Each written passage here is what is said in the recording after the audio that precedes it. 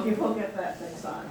But the last meeting's minutes are pretty much reflected in the revised notes, because we, after I typed up the changes that I had made reference to in my notes, I said, wow, we spent 2 hours on that, but that's okay, it's well done, I'm sure. That leaves us with, I guess, looking over what I typed up to see if anybody has any problems with it. I believe all we really did was change that third paragraph and carried it into both districts. So that where we have the sentence at the end starting with animal husbandry, it now reads animal husbandry, recreational facilities, agritourism, and restricted contractor storage yard uses should be allowed subject to conditions including minimum appropriate acreage requirements, impact on surrounding lots due to odor, noise, and traffic, and setback screening and buffering. For animal husbandry, the species of animals will be taken into consideration regarding those conditions. And I obviously put in italics those things to be changed.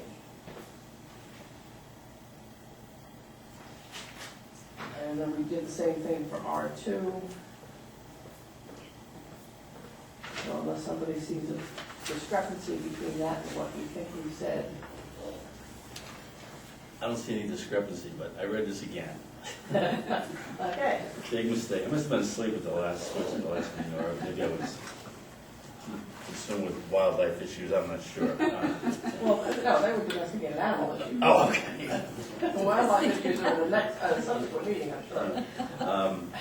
But in our first paragraph there, we talk about, against residential subdivision. Now, do we mean there subdivisions that it is defined by statute, a technical term, or we're talking about dividing a lot on any basis?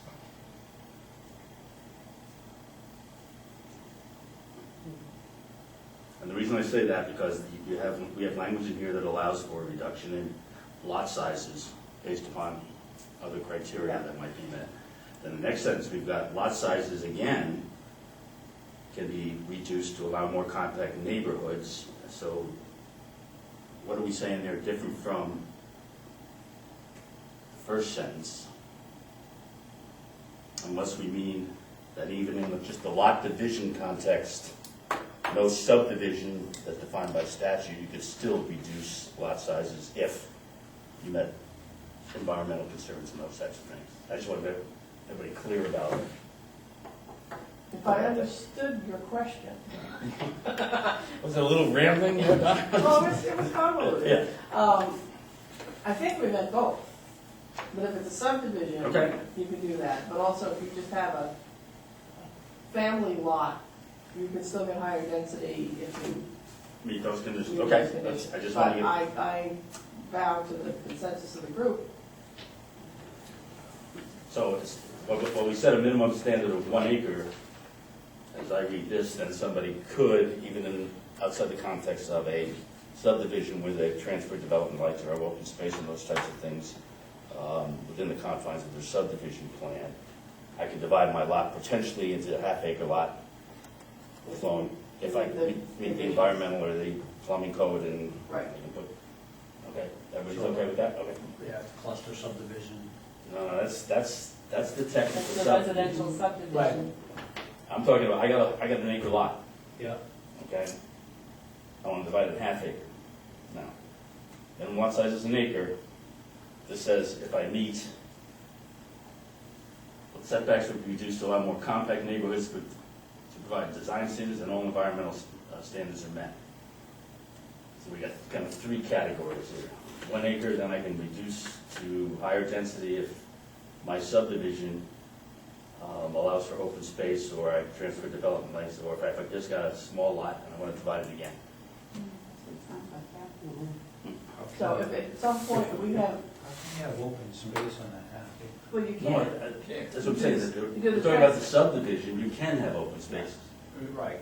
But the next sentence says lot sizes and lot frontage, et cetera, can be reduced if I'm in a neighborhood of some sort. I'm not in a subdivision, I'm just dividing my lot, which is, Todd points out, is a subdivision. But category.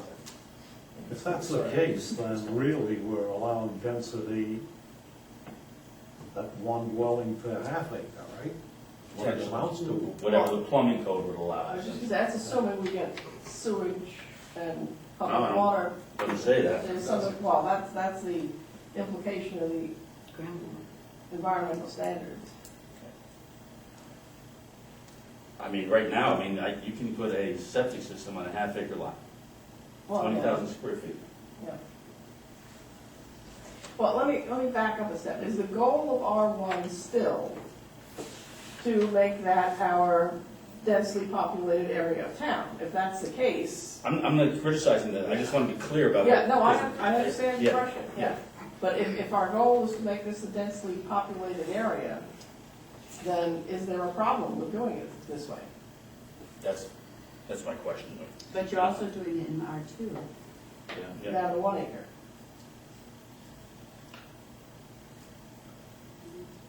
Well, it just says lot sizes again, setback requirements were reduced to allow more compact, and it doesn't say what the lot sizes could be reduced to, or that there be any floor to that. So suggesting maybe include like minimum lot size? I'm just pointing out, I mean, I agree with Don, I mean, I think R1 is probably where we want the neighborhood and the compact development for all the good reasons of, you know, less travel in neighborhoods and those types of things. Not to mention soils, which is on the map right here, which is pretty terrifying stuff. Well, if you can't do it, you can't do it. Well, let's decide for R1 first, before we get into the weeds in R2. You know, are we content with that language in R1? And are we prepared to explain it to the planning board, assuming it passes? Well, the planning board just went through a little bit of a upheaval back last winter, actually, over the whole issue of cluster subdivision. And where we did discuss the question of why is cluster subdivision only applied to subdivisions that meet the state standard? And why would not that same standard be also applicable to non-state standard subdivisions, which are still subdivisions, they're just not regulated by the planning board, they're not overseen by the planning board, they're still subject to the same standards. I said, we might have a equal protection of the law issue there. Somebody wanted to take us up on it, especially if they were trying to say a developer from out of town said, well, this guy here doesn't have to do it, but I have to do it. Why is that? What's the reason? This is almost equalization here. This almost gives the requirement that this would also apply, or the opportunity, it could be a requirement for those to actually, those who are doing just regular statutory divisions by right, they have to meet those same standards. So this would solve the planning board's dilemma? No, it would actually complicate it. All right. Then we've done our job. You know, I don't think I'd have an issue with the equal protection argument, because in the subdivision context, I mean, they're out before the planning board for review, Right. and open space, all that type of stuff is gonna be taken into account. But if you're doing it one at a time over 5-year periods, or conveying to relatives and those types of things, not to avoid subdivision, obviously, but Of course not. no. But that's gonna allow somebody potentially, depending if they're on R1, and can meet all the environmental standards. Right. To simply say, half-acre lot's good enough. 'Cause you know, where's the code gonna deal, I don't know how the ordinance is gonna deal with that, or how Jim's gonna deal with it. I don't know how we're gonna do Yeah. that. I really honestly don't know. I mean, that's gonna put a lot of burden on, first of all, code enforcement Right. officer, but it's also gonna be a heck of a burden on the property. So, well, you're gonna have a half-acre lot, but better get, go talk to Haley and Aldrich, and you're gonna have to get a groundwater assessment, at $20,000, to determine whether or not you going down on this lot on this type of soil is doable under the circumstances. And what its implications are gonna be in conjunction with several other ones that might occur at the same time. The problem is, in that kind of division, you don't know what the environmental impacts are. You have an idea with a 1 acre lot. If you can go down to 1.5 acre lot, the ball's gonna be in the code enforcement officer's court to say, I demand this study, and that could be an economic burden to the individual. Well, he's not gonna be able to do that unless the ordinance says Well, the ordinance would have to say Have to that, say. because this says the ordinance would have to say it. So it's going to be So if anybody's looking to go down to a minimum lot size, we're gonna have to have standards very strong ones. for that, in that context. So, You don't see it might seem burdensome to some people. well, it probably should be, because we don't want to, I don't think we necessarily want to encourage that. No. Yeah. Meanwhile, at the same time, the planning board at the same time requires you to do it. In the context of a subdivision. Yeah, in the context of Right. subdivision, you're required to do that. Right. Which, if you want 5-acre lots, let's say you do a subdivision. You know, I'm dealing with that issue right now, where I have a subdivision where I want to do a clustering subdivision, and large lots, so you can't. I can't, you can't, it's not permitted right now under the ordinance. You're required to have a cluster subdivision, but the whole purpose is to have large lots with essential, well, sorry. I have a question. Sure. The language we have here says residential uses are allowed at a density of 1 dwelling unit per acre. Higher density is possible up to 2 units per acre. If you had an acre and you put in a duplex, that's 2 dwelling units on an acre, which in effect is a half an acre per dwelling unit. Although, But that doesn't run into the same problems that you're just discussing, because you're not physically cutting the lot into 2 half-acre parcels. I don't think it's allowed right now. no, it's Only not, it's an acre and a 150%. half. It's an acre One and a and a half half. Right. for duplex. It's 150% of whatever the minimum lot size is. So if you had 2 acres, you lot unit. And that's because you need an additional septic system. You need 2 septic Okay. systems and 2 wells. All right, well, then That's that what answers the my problem question. is. Yeah. And just in terms of setbacks from each other, you can't do it on one lot. Or you certainly can't do it on 1 acre lot. Very, very hard to. So that's why we have that. So is there any real reason why we would want to allow higher density in that area? One dwelling. I think if you had a planned unit, or you have central, if you have a community septic field, community well system, then yes. But that goes into the cluster Right, subdivision. something like that would fall into a cluster subdivision. So you take somebody that's got a 1 acre lot, that's got nothing on it today, which is a 1 acre lot. This is essentially saying that if they can meet whatever standards we come up with, they could probably break that into and have 2 half-acre lots and put a house on. Right. So my question is that what we want? If that's not what we want, then to me, we take it out. If that's what we want, then why don't we put it in half-acre lots instead of 1 acre lots? Why try to get all the money and stuff in there, make it clear cut, you can do it or you can't?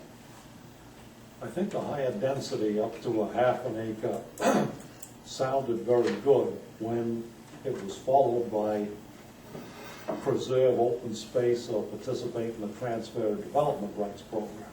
But if we're just talking about allowing people to take a 1 acre lot and divide it into 2 half-acre lots,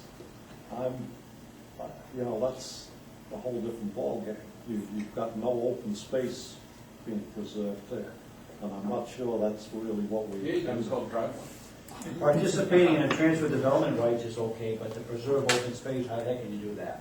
If you have a 1 person that has a 1 acre lot, and says, I'm gonna cut it in half, how can you preserve open space? But Well, the that's point of the R1 district was to kind of get them more compacted That's in right, a 1 that's what acre. it says in the first You know, one. you wouldn't allow that in the, Fair enough, but I'm just saying, why Yeah. convolute it by saying, well, you can do this if you meet, make it one or the other. Either say, look, we're gonna stick with 1 acre, or let's cut that down to half acre, let them if it go down meets to half standards. acre.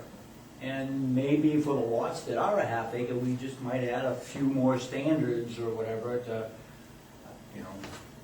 Well, the other thing is, it says preserve open space or participate. You don't have to do both. Exactly, right. So if. But if the transfer development rights aren't available, to me, the Well, preserve open Then you can't space. do it.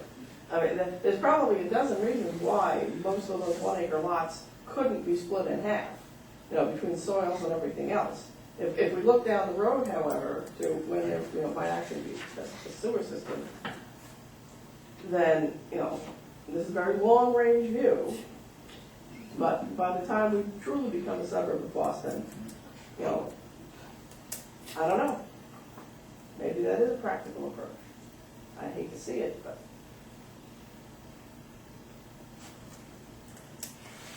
I just raised it because I was confused by the language, that's it. Well, I mean, it's, Apparently, we cleared it up for you, Thank you right? very much.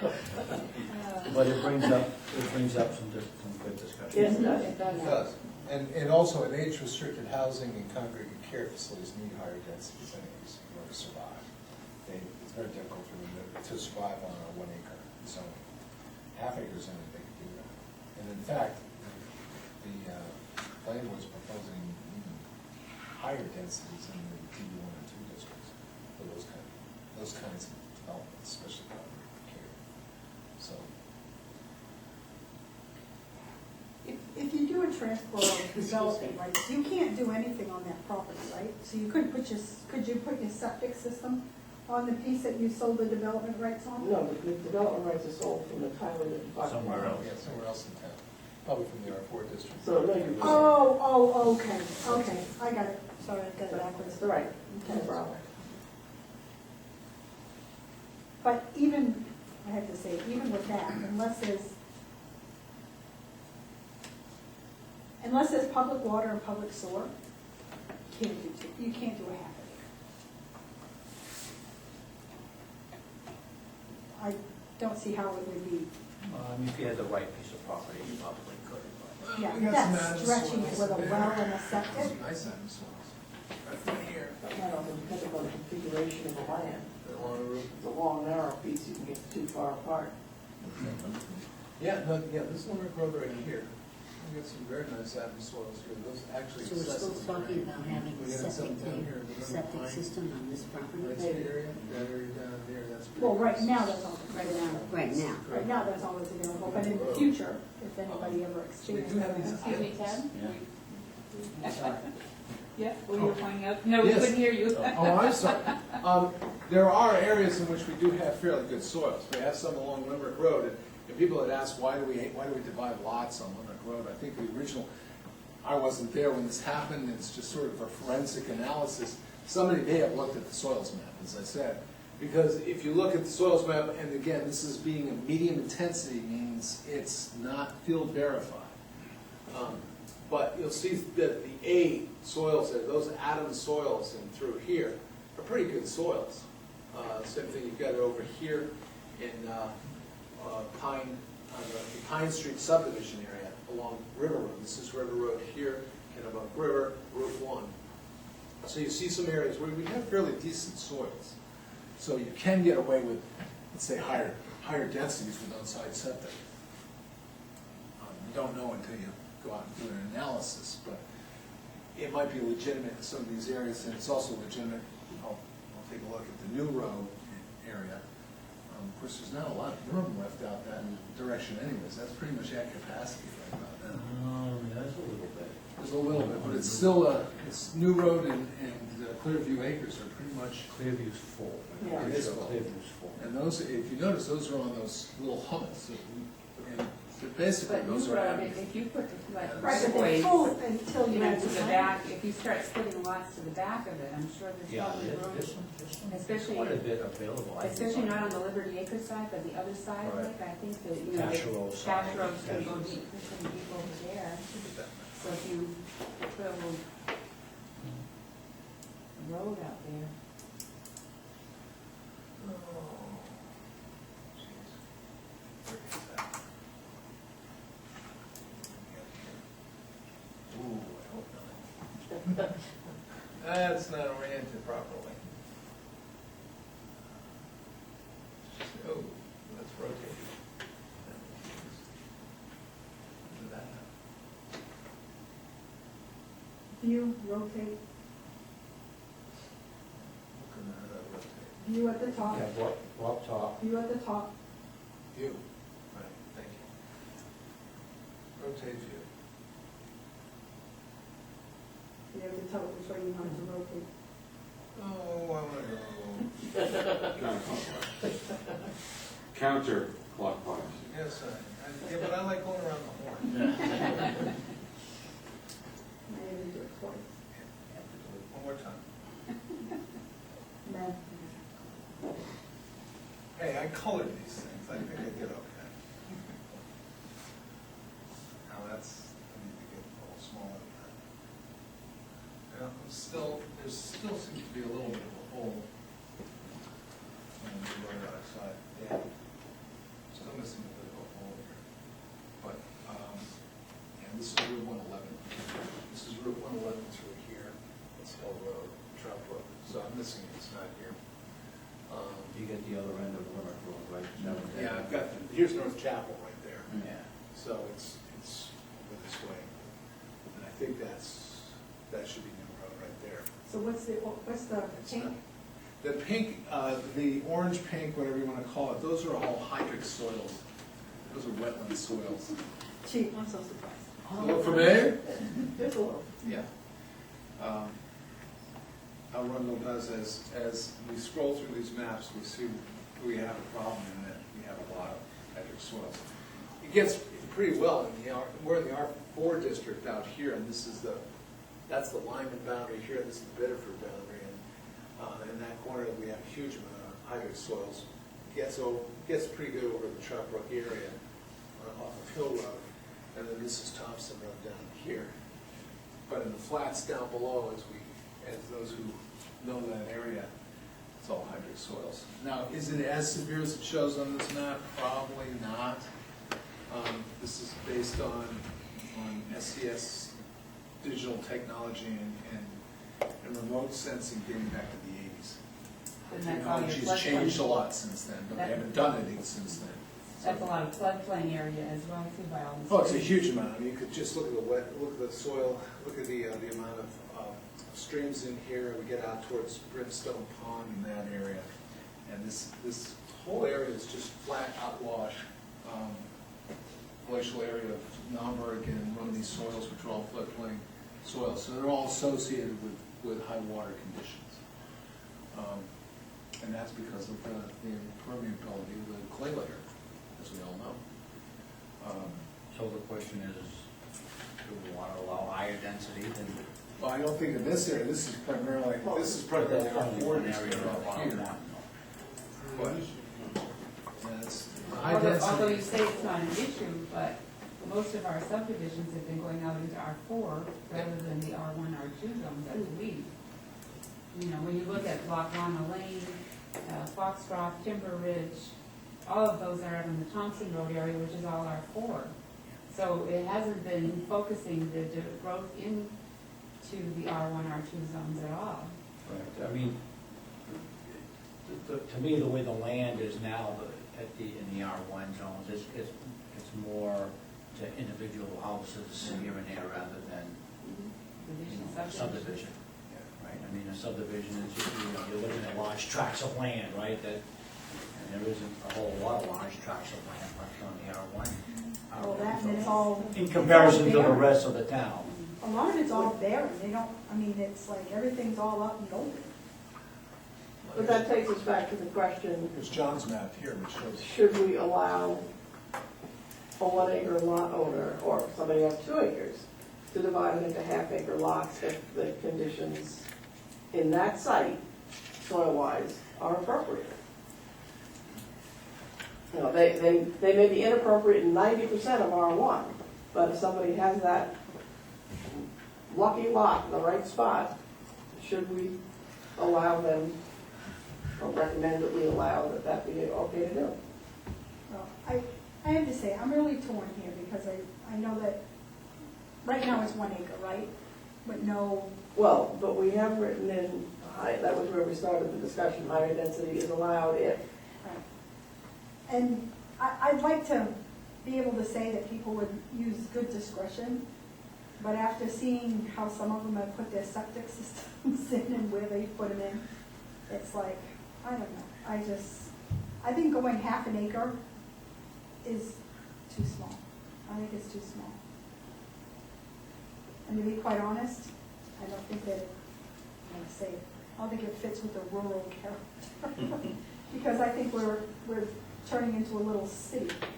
And I think that's one of the reasons why you're not seeing some of the people move into the higher density areas that are supposed to be there for the houses and why they're moving out where I am.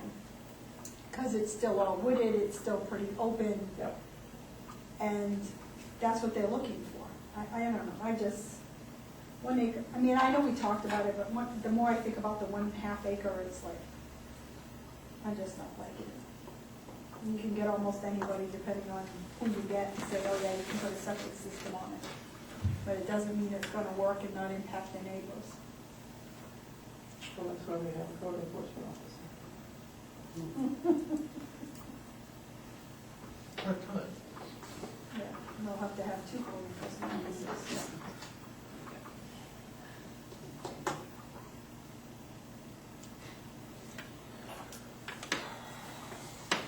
Or you could only, if I may, Madam Chairman, you can always have the option of having going to half acre for other types of projects, for congregate care, for open space projects, for projects that preserve open space. But you would limit it to those kind of projects instead of letting anybody divide. As Tom brings up, letting an incremental subdivision Yeah. occur, where you don't have an overview of how this whole thing is going to work. And one advantage that you have in a subdivision is that there's a long-term plan for the land. And it's looking at dividing it not incrementally, but as a unit. Yeah. And so there's a lot more opportunity to enforce things like community septic and community wells, or concentration of the lots and areas that are better suited for it than anywhere on the lot. And certainly for those kind of developments that have higher densities, like the Mount Care facility, which is actually more an institutional facility, but it is heavily residential. But age-restricted housing, for instance, the advantage to that is having lower density, so you can concentrate houses into areas where it's suitable and then leave large tracts of open space. What if we took that sentence that said at the end of the second paragraph, it says lot sizes, lot frontages, and front setback requirements, et cetera, and moved it down and attached it to, in the third paragraph, age-restricted housing and congregate care facilities? You mind saying that again, Donna? Yes. Yeah, I see what you wanted to. The sentence that Tom was raising a question about before, lot sizes, lot frontages, and front setback requirements would be reduced to allow a more compact neighborhood provided design standards and all environmental standards are met. We take that sentence, move it into the third paragraph, and attach it to the second sentence, age-restricted housing and congregate care facilities should be allowed. Because I think that's what Tad just described. And then you would move the higher density as possible. Well, on that let's second leave paragraph. that for a moment, because that applies to subdivisions.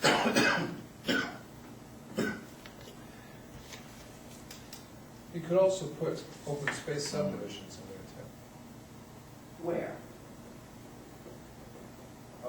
Age-restricted housing, congregate care, and open space subdivisions. Got that up here in the first Above sentence. it. Thank you. Yeah, subdivisions that preserve open space. Okay, Oh, never you mind, got it. forget it, Okay. okay. God, I didn't have room for it.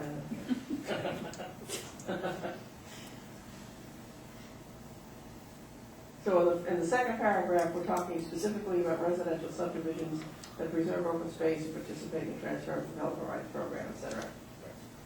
And then the other option is that higher density associated with age-restricted housing and congregate care facilities. So when you're saying residential subdivisions, we're clear that this is not just a subdivision of land, it's a subdivision that would go to the planning board. Well, we might have to put in that good old phrase as described by state statute or defined by state statute. And somebody might sit back and say, I just split my land from 1 acre to 2 acres and, and so That's- how do residential you do that? subdivision. I mean, from 1 acre to a half acre. Wow, we could suddenly become a much bigger town geographically. You could be a rich man too. I like that. They own a bunch of land in Florida. Sort of like spread in the oceans. All right, so the third paragraph would now read, and I'm not gonna do all of it, just the first part. Non-residential uses include community and government uses, non-commercial recreation facilities, and home occupations/businesses. Age-restricted housing and congregate care facilities should be allowed. Where, we're gonna have to attach them. Then the lot sizes, lot frontages, and front setback requirements would be reduced to allow more compact neighborhood, provided design standards and all environmental standards are met. Do we even need that sentence? Well, Because by attaching it to age-restricted housing and congregate care, you're just saying, if I have a 1 acre lot, there's no way I can split it unless it's age-related? Is that what you're that's saying? pretty much it, yeah. But you couldn't put age-restricted housing. On a 2.5 acre lot. Right. So you're basically saying we're not allowing small lots to So, share. when Yeah. you say age-restricted housing, are you talking about just 1 acre lot, you know, or, I mean, that's a subdivision, right? Right. Or it's a complex, or it's a, you know, so you can't do that on 1 acre lot. No. You know, you'd have to have, if it's a, If you got a bunch of units, you gotta meet density requirements for that many units. Yeah. So, that's where the reduction in the lot size attendant to a congregate housing could be considered. So, if you had a lot that's, you want to put 15 homes on or something like that, age-restricted homes, you wouldn't have density requirements if it's a 1 acre Right. minimum size, So it's not- that circumstance would allow you. it's a 10 acre lot and you wanna put 15 Right. residential houses on Right. there. But if they're age-restricted or congregate housing, then I would encourage You that. could put the houses next door Okay. together or whatever, and then you know, common septic, common Right. water, and then open space. Sorry. Or you do it as a condo and just have them. Right. You know, basically housing. Right. That's the Yep. judge. I mean, right now, we already have this provision.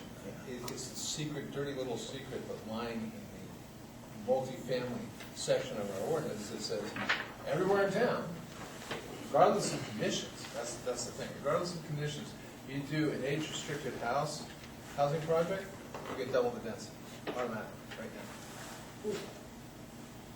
So, we're just following through with what's already there, in a sense. Only, we're legitimizing a little bit, we're putting some thought into it. Or perhaps we're going to have that rethought. Yeah. Or might have it rethought. Yeah. I think I solved the grammatical one here. If we put the sentence for lot sizes first, so it says lot sizes, lot frontages, and front setback requirements would be reduced to allow a more compact neighborhood provided design standards, and all environmental standards are met for age-restricted housing and congregate care facilities, period. Yes? Yeah? That works for me. Okay, I'm good with that. Okay. All right. I know, it. I got one. First sentence, second. Where's that pig? Go for it, go for it. First sentence, second paragraph. I mean, that sentence is incomplete. First sentence, second paragraph. Yeah, third paragraph. Non-residential uses include community and government uses, non-commercial recreational facilities, and home occupations and businesses. What? Including? Should be allowed, right? Well, no, it's implied. Non-residential Why uses imply it? Why don't we include. say it? All you're doing saying Okay. is that non-residential uses include those How about allowed non-residential uses? Permitted. permitted. Permitted non-residential. You know, I think if I go back about 17 editions of this, yes, that's exactly what it started as. Permitted non-residential. We took out the word permitted. because it was somehow redundant. Permitted. You know, if we meet enough, we're going to end up with the original document.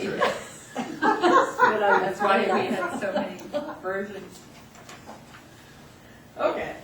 Permitted use. And then you'll be permitted eligible to be on the planning board. Permitted non-residential uses include community and government uses, non-commercial recreational facilities, and home occupations businesses. lot sizes, lot frontages, and front setback requirements, et cetera, for restricted housing and congregate care facilities. No, that's gone, because, Right. Should be allowed to go. Facilities, period, cross-out should be allowed. yeah. Uses that generate significant traffic, no additional impacts will be excluded, so none of the old people can have a horn. All right. And two other things, I would include the I'm word. bringing a bigger pig next time. I would include the word minimize before the word impact on surrounding lots due to odor traffic, and I would include the word required appropriate setback screening and buffering, just because of the way that sentence is written. We go back over that slowly so I find out where to stick that word. Where it says animal husbandry, et cetera, should be allowed, subject to conditions including minimum appropriate acreage requirements, minimize impact on surrounding, that's the conditions, right? Yeah, And where it says setbacks, I think it should say requires appropriate setback screening and buffering. okay, so minimize impact on surrounding lots and required, Require, I guess, Require setbacks. screening. appropriate setback screening and buffering. okay. Require appropriate. That's all I got, Tom. That's it. You can go home, that's all. That's good wordsmith. And make sure there's no ambiguity in there. We'll have to remember that. Grapple with the We'll have to remember that same thing for the next one. Okay. So, what do you want to do with R2? Let's go all through. We have the same problem with a different acreage Right. reduction. Do we want to solve it the same way, or make it hard? Or not at all. Or not at all? Make it better at all. If you look at it, we really have more open, undeveloped lots in the R2. Yeah. I mean, this is R1 South, which is our largest one, and you can see, we do have some large lots there, not a lot. When we get over to the R2. Let's look at the north section. Yeah, that's it. Let's start with the south. That's hard because of the railroad tracks. It's not because of railroad tracks and the presence of ledge. But let's go to the south, because that's a better. There we go. That didn't work. That's good.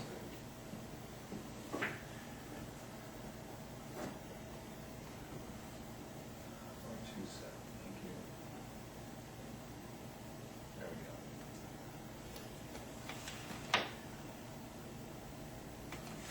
we go. So that's getting chewed up too. Oh, and that subdivision down there is getting activated now. Jonathan William Clough subdivision is getting activated. So, Where's that? next to Run the Woods, right here. That's an existing subdivision, it hasn't been developed, but the heirs are developing it now. So, we're getting dense development down in this area. Or denser development. We have out this way, but remember, the new line is not CCS, it's gonna be going Yeah, out in this direction like that. So it's gonna be just this area here that's gonna be for that subdivision, so. There's still some good pieces of land in there yet to be developed, but a lot of it is gonna be absorbed into the DB2 district. So, then when we get out this way on Old Post, there's still 10 to 19 acre lots of. Less than 10, a lot of less than 10. These are 10s. These are more. Yeah, we still have a lot of acreage out there. And that, well, if we're going to roll some of the R3 into that R2 potentially, that'll Yeah. also increase some possibilities. Yep.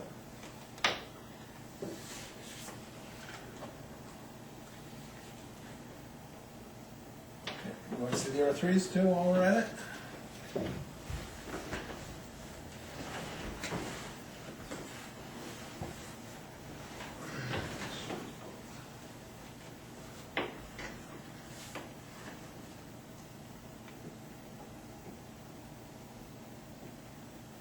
Especially, weren't we looking at this section on Old Post?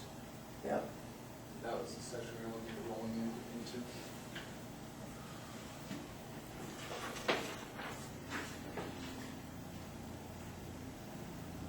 Assuming the BI stays the same unless we change the BI at all. How did we discuss that today? No.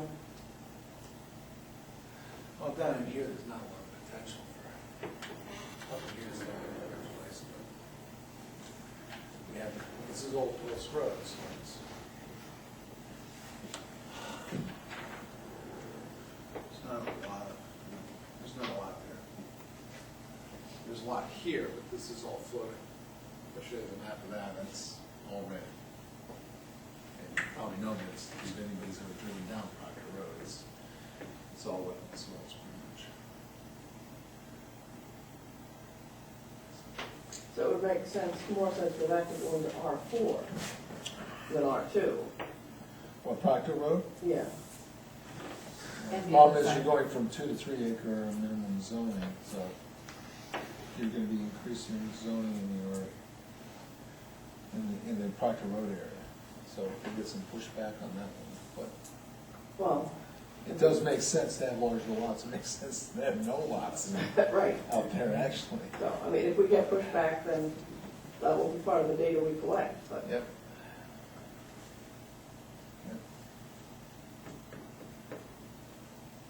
The one piece that's in pretty good shape up here is actually in this lot right up here, as you probably remember, is in the gateway That's, district. I was just gonna say, that's the gateway district.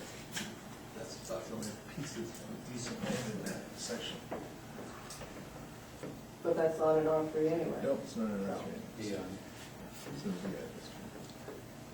So, We didn't increase gateway at all, did we? We didn't change the boundaries of gateway, we left it where it was.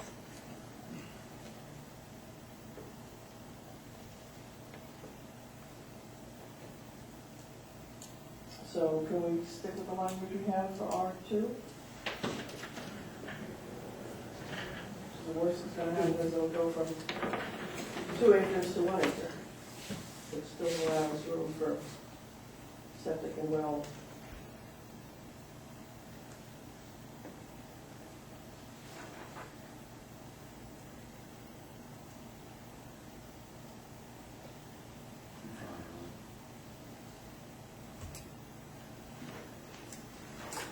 Do we want to, however, for that age-restricted housing and common care facilities, tack on a, should be allowed with reduced lot sizes, frontages, and setback requirements? I assume if you gotta do the first one, you might have the second, right? yeah, if you're gonna reduce lot sizes, you're gonna have to reduce frontages, appropriate setbacks too, Right. otherwise it doesn't work. Right. Yeah, that should be the same way as the. Well, we're not going to move, are we gonna move the sentence like we did last time, or are we going to leave it in the first paragraph to allow for the individual landowner to divide a lot from 2 to 1? Because if we're going to leave it in the first paragraph, then we should probably rephrase it slightly in the next paragraph, so it doesn't look stupid. Okay, so, again, I don't read in that, I don't read that it's allowed to, unless you're in a you're doing residential subdivisions. You know, that's gotta be defined, right? Because I read this the same way as I read the first one. That first sentence, higher density as possible for residential subdivision. To me, that's a big piece of land that you got 50 acres of land, and per the standard, you can put 25 houses in there, right, 2 acres per. Now, you can use a cluster subdivision to get that smaller and get the smaller acreage, and then you cover that preserve open space. If you have a person that has a 2-acre land, this doesn't tell me that we can divide it in half and have 1 acre and 1 acre. Because that's not a residential subdivision. But that next sentence suggests you might be able to do that. Right, where it says lot Lot size, size. lot frontages and so on. How about if you turned around and, like we did in paragraph in the R1 zone, you have age-restricted housing, congregate care facilities, and maybe smaller landowners or lot owners. Lot sizes, frontages could be reduced to allow more compact, provided all of their blah, blah, blah standards environmental. Does that make sense? If that's where we want to go. If you wanted to allow age-restricted housing, congregate care facilities, and maybe a small landowner, or a small, not necessarily landowner, but say, I think if you're going to allow the landowner to, for the reasons we cited there, not comply with the baseline, subdivision. on the baseline acreage, 2 acres, you can say, okay, you can reduce, like the subdivision, you can reduce to 1 acre if you, and have additional reductions to frontage and setback requirements to allow a more compact neighborhood, if that's what you want to say in the R2. You ought to say that, I mean, if you want to allow that to happen. But I think that nothing here says it has to be 1 acre, so we ought to just say that the reduction to 1 acre in the residential subdivision is allowed under circumstances. Likewise, it would be a reduction from 2 to 1 for that landowner who's in the compact neighborhood zone here, provided he meets design standards and environmental standards. So to play devil's advocate for a moment, if we allow that, really what we're allowing is a little chunk of R1 someplace in R2. Correct. And the people who live in R2 probably are there because they want the open area. Now all of a sudden you're gonna start piling them in 1 acre. So if you want that, otherwise I would take that sentence out. So should we do the same thing here that we did in the previous? Okay. And leave the density only if they do a residential subdivision. Right. Okay, so CR1.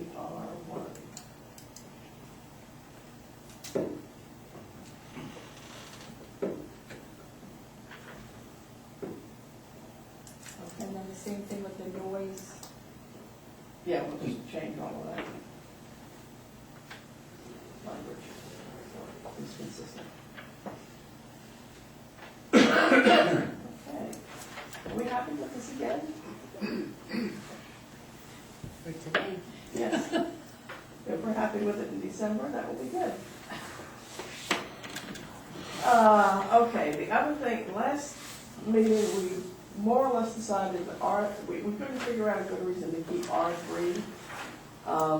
It's basically the same as R2 with the exception of a few uses, and the one we kind of got, well, we didn't get hung up on. We left off with the infamous contractor storage yards. And I included that, by the way, in that other language, but I guess what we need to discuss is, if we're going to deep 6 R3, how do we want to do that in terms of discussing it with landowners? And also, what do we want to do about those additional uses that R3 is allowed to have now that R2 isn't? And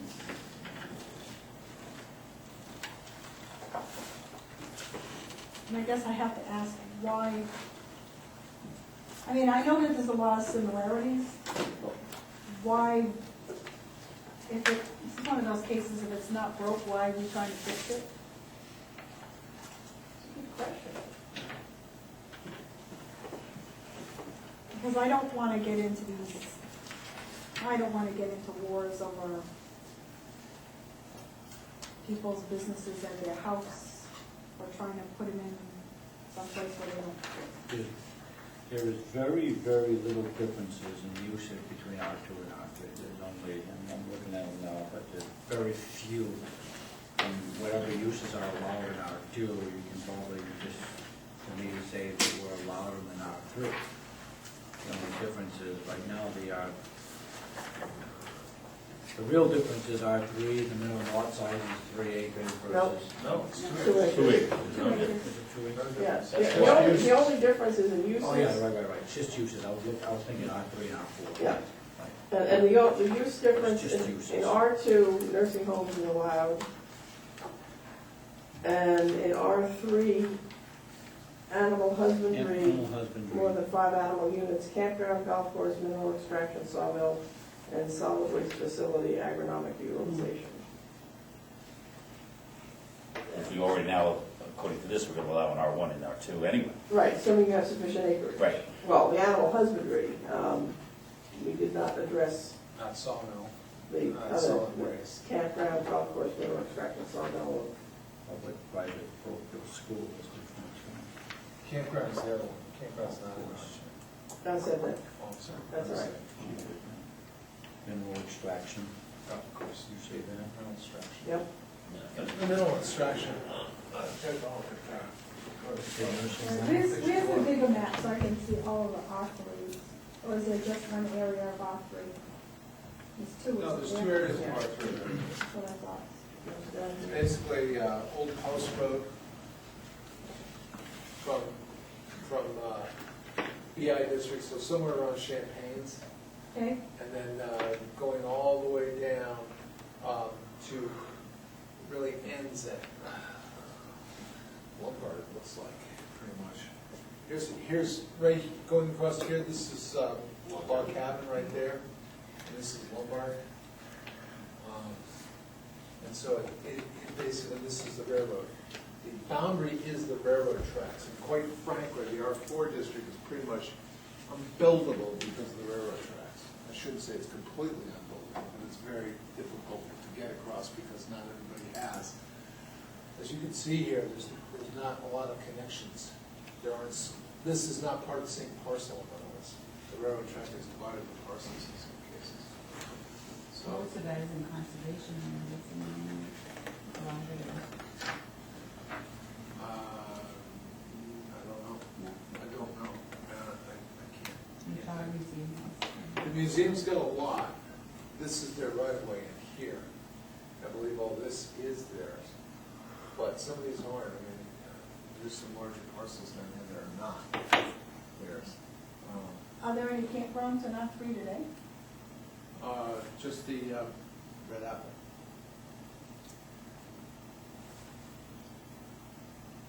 That was in there to allow them to expand if they wanted to. But we also have provisions that non-conforming uses can expand up to 30%. Right now. So technically, if you had a business that wanted to use railroad access, they still wouldn't be able to build out there because there's no right of way other than using a railroad to. There's none that I see designated on any of the deeds, but that doesn't mean they don't have an easement. And they don't have some sort of grade crossing. The problem with Boston, Maine, or Pan Am is that for you to have a grade crossing, it has to be an active grade crossing, otherwise they consider it abandoned. And they're pretty free with their designation of abandoned grade crossings. In fact, they're making municipalities eliminate pedestrian grade crossings wherever they can. We did it with Old Orchard. So, I don't know all the status of it, but I know it's a serious problem. In some cases, you have to also go through it. Remember, Goffs Mill Brook goes through here, so you have to go across the brook and then hit the railroad track. So there's a lot of constraints. And in fact, the planning board has a subdivision off of Old Post Road, which has that problem where a lot of the land is on the other side of the railroad tracks, and they're just not going to touch it. They're not going to try. They have to get across Goffs Mill, which is tough enough. The railroad tracks is just one more issue. They just don't want to do it. But that affects R4, not R3. Yeah. Yeah. So the question is, what logically, if anything, to do with R3? Do we just keep R3? I mean, the last meeting, the consensus was that we saw no point in having R3. That it should just become part of something else, probably R2. But then the Then issue you're gonna is. eliminate sawmills and all the rest of that, because that's not in the R2. Well, it either eliminates it or it allows it. Bring it wholesale, Right. and just merge R2 and all its uses with R3. Well, I'm not sure that some of the uses in R3 are appropriate in some of the places in R2. I think the only one that I would question would be campground. I don't know, And so keep I it don't, on the involving sawmills too. I don't think anybody's got a large enough 250 acres for a golf course, so that's unlikely to happen. Yeah. Pitch and putt. It's not a golf course. Under my definition, it is. And Wells, Maryland is on 11 acres. Who's gonna object to a pitch and putts necessarily? You know? You'd be Oh, you'd be surprised. Oh, surprised. my lord. Especially if they do night golfing. Which pitch and putts are famous for. Well, look at the objection just to the driving range at Yes, the golf course. yes. Well, that was because there's also the associated uses. Right. that they were concerned with. Well, they complain about the noise, they complain about the light. No, I might have been what you meant. And what would you do with mineral extraction? Well, I was just about to go to the map and see if there's anything there worth saving. Or is there anybody doing anything with it now? Well, it used to be. There's a couple of pits that are ponds now. If I go to maps, log cabin.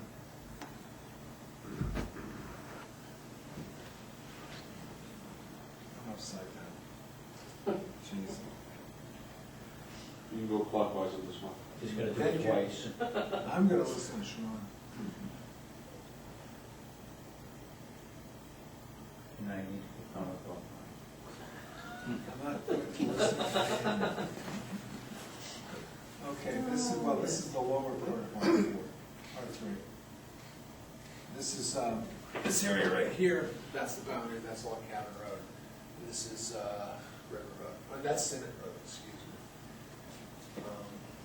So the red is wetlands, and I'm looking for Adams. Look for A's. Can we see the A's? There we go, there's little A, right there, Adams. 8% slopes. Little Adams right there. Little Adams out here in the middle of the wetlands. That's little ester deposits. Ooh, I didn't color in that one. Deposits of what? I'll look gravel. That's See the, gravel. for mineral extraction. Yeah, gravel extraction. Little pocket here. We have little pockets, we don't have anything. Well, yes, but what I'm looking at is I'm looking at the current ones. The current There's no ones. current operations. Current operations are over, it's actually over in Kennebunk. I don't see any, oh, there we go. Well, that was my question. If there Well, it's isn't on any Kennebunk mineral side, right? extractions being done now, then there's probably no harm, no foul. Yeah, there's no existing ones now. There's nor no is there- existings in R3? I don't know of any. There's no existing gravel operations that we have licensed in the R3. Well, all right. So it's just an R4 that we have? We only have them in. What's, Welch's? Isn't that, First Road? That's R4. That's R4. We have one on 111. Right. Sergeant, you Yeah. have Sergeant, Sorry. and you have, Labby's, which is up on Route 111. Just Mills Road. Which is R4. No, No, that's, it's actually, Most of it was good. I don't know what we're calling Most it of this it is, week, but. most of the actual operations ARD.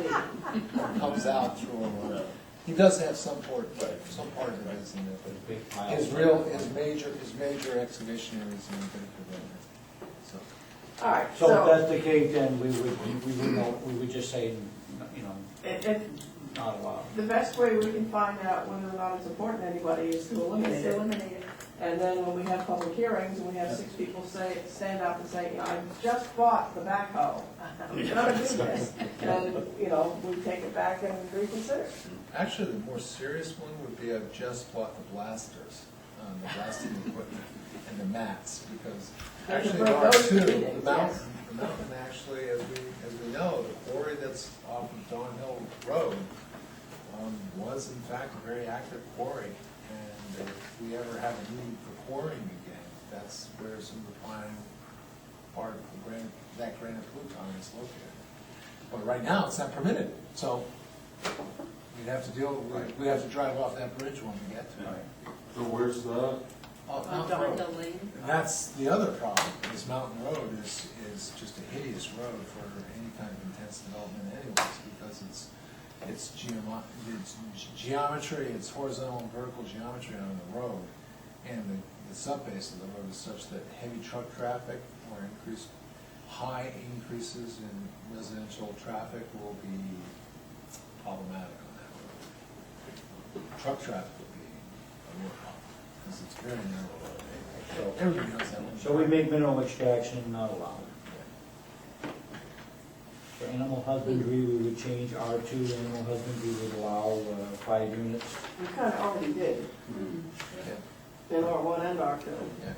Because that's that sentence where it's dependent on everything except barometric pressure. Were there any others? Yeah. So it's campground, Campground. educational facilities, public, private, parochial school is conditional on R2, but it's not allowed in R3. And then golf courses, solid waste is not allowed in R2, but is allowed in R3.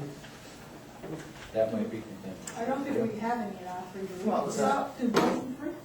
That's just spreading the word, right? The Yeah. agronomic utilization. Yeah, we actually do have people who do that. Yeah, which you would expect to have with Pickle pot farm does that. agriculture. So that should be allowed That's not for an issue. large parcels. Yeah, and you might have that need in R1 because you have several large parcels that if somebody started actively Yes? farming. Ain't allowed now. It's not allowed now. Right. Well, agronomic utilization was back, that was put in back when sewer spreading was allowed. The sludge. Tommy, you know better than I do, but my guess is that's when DEP was experimenting with basically raw sewage. Right. They don't even do that anymore, do they? No, Sorry, Tom, No, They they don't don't, do that in Bedford anymore? don't do it anywhere anymore. no, it's No. not from, Not DEP permitted. abandoned it, it was such a disaster. Yeah, it was They awful. don't It not was do awful. that. It was awful.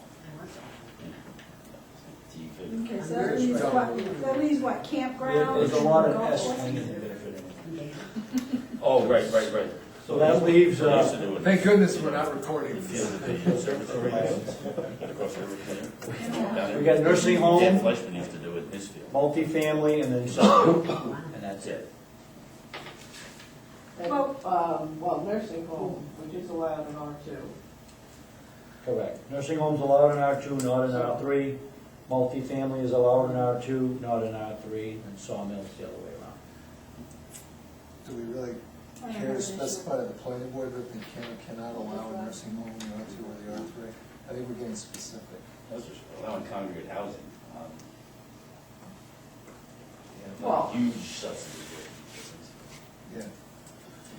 Well, the only difference in congregate housing is that there is that cottage housing element. Right, but it's like, what's the thing here in Kennybunk, you go to certain. Yeah, levels. period, yeah. No, But, well, atrium. Is it an atrium, I think? Yeah, Atrium and Kennebunk Nursing Home. No. Huntington Commons. Hunting. Hunting Oh, that's the Commons, one, yeah, you're right, that's the one. 99. That's like an assisted living. It's got different stages Stages, of yeah. assisted living, all the way to skilled nursing facility. Okay.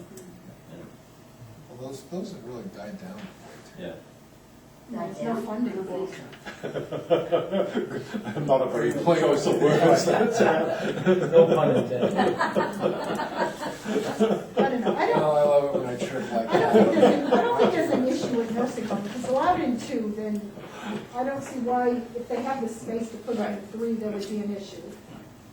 All right, so we don't chase ourselves all evening. Let's do these one at a time, make a decision, and move on to the next one. We have already, I think, decided that mineral extraction is gone. Yeah. Okay. Agronomic utilization, gone. Nursing home, we're gonna keep, Keep it. right? Yeah. 3/4. Well, I mean, Charlie allowed anyway. Well, in the one, we were just kind of rolling our three into that. Yes, okay. Yep. Campground. Well, there's one on our three, yeah.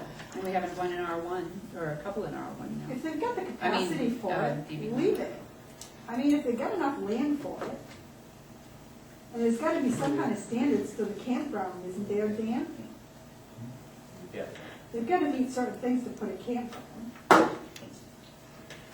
Well, we also got that news campground. That's it. Yeah, but Yeah, that's that's it. in the That's business. it. Right. Campgrounds, campgrounds, the modern day campground is not necessarily, I'll be honest with you, it's not necessarily compatible with residential living. It really isn't. But maybe it opens up the discussion that you allow it, but you just change the standards, right? We can Well- tighten up the standards a little bit to make it a little bit more. It's a little bit more than that, because you've got traffic, it's trip generation, it's smoke, very honestly, and campfires. You get 200-300 campfires going at once, believe me, the people with the respiratory illnesses are gonna be out in force trying to burn. Right, but they're not breaking But down you the don't doors go to build Yelp for so campgrounds. long, then, Well, yeah, and then they need their oxygen, I get that. I have a problem, I'm a little nervous about only 2 acre zoning for the campground. I agree. I have a little problem with campground in a residential area. You know, I mean, maybe if we were gonna say, you've got a 200-acre minimum on this one, you could lose a campground in there. But still, Right, I mean, that's my point with changing the standard for the campground. You allow a campground in the zone, but you make it so that, guess what, it's gotta be a minimum lot size, it's just like what we did for Kate's Butter, for that type of use, right? It has to be X amount of lot size, you can't put on a 2-acre lot, maybe we say it's a 10-acre lot minimum or something like that. but you Maybe still have just to, kick this over to the planning board and let them take the heat on it. you still have to have the road to get all those people in and out. Campers do a lot of in and out. Yeah, and again, I take to your point. I think we should allow it, let the planning board go argue and figure out what the standards are, but that's just. Or my- the uses, I mean, we haven't specified uses in every district so far. We just specified certain ones, especially those that are controversial district, well, this is controversial. No, but I think if we're gonna recommend that we remove a zone, or remove R3, I think that it would behoove us to at least send to the planning board, in doing so, what we intended to do with a conflict, instead of just, That's kind of what we're right. doing. well, they said, we'll just send it to them, and I'm like, well. No, I'm saying we'll let the planning board work the standards part of it. Right, Lot sizes, whatever, I mean, yeah, it's a 2-acre minimum zone, but we let the planning board go argue the fact on what size. right, but someone else said, well, we didn't do this with any of the others, well, we weren't getting rid of the zones, so we weren't dealing with a lot of changes. And I think it behoove us to at least tell them where we're coming from, that doesn't even have to agree. Well, well, that was one of the things that we talked about at the last meeting, was doing sort of a not as part of a comp plan, but as a message to the planning Yeah. board, a statement of intent. This is what we meant when we wrote this, so that there is no confusion. So they're not saying, Right. What do they mean? Right. Campgrounds are allowed, I believe in R4, they're not allowed in R2. The campgrounds are allowed in R4, is there, can we take a look at the map of R3 again and see if there are any, where any possible campground developments might be developed, that is where the large lots are, and might there be certain areas of R3 that would be better off going into R4 rather than just lumping all of R3 into R2. I think that's a good point. Yeah, R1 and R2 are the only spot where they're not allowed. They're allowed. do you have one that shows them all together? Shows the whole, Shows the whole map? okay. Without the lot With size. Like, so in this R3, With the exception of the NRC. Actually, I have one. so if I'm getting you guys, are you saying, okay, like this is R4 down here, right? and this is R3, and this has some bigger lots to it. So do you take the smaller ones and put it with R2, and the bigger ones put it with R4? Whatever way to go. And then the smaller ones aren't gonna try to build a campground because they got little DP lots. And then the larger ones that left in an area might put them up a acre on their land, but most of them already have it. or Take a don't look at the have it. R3 map again. Yeah, I thought you wanted to look at the R2 first. There the R3s. And if you've got like 100 acres, nobody can do it in your R3. Yeah, the biggest lots there are 20 to 29 You'd have to acres. assemble them. If we look at the R2, because remember, that if you're gonna combine it, you're putting it in an R2 too now. And let's look at the R2 North. Yeah, you have some big lots up there. R2 actually has more potential for something like that than R3. If we're just purely looking at lot size. But you gotta ask yourself, in a 2-acre zone, do you want a campground?